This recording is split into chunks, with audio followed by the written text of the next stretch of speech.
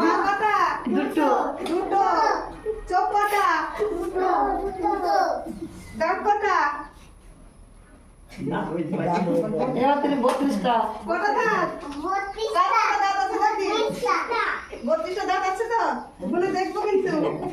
আছে তো 32টা? কার আছে 32টা দেখি? তোমার।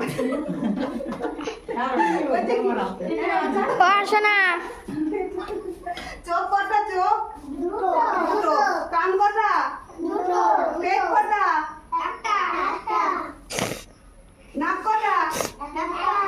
চুল কটা? 3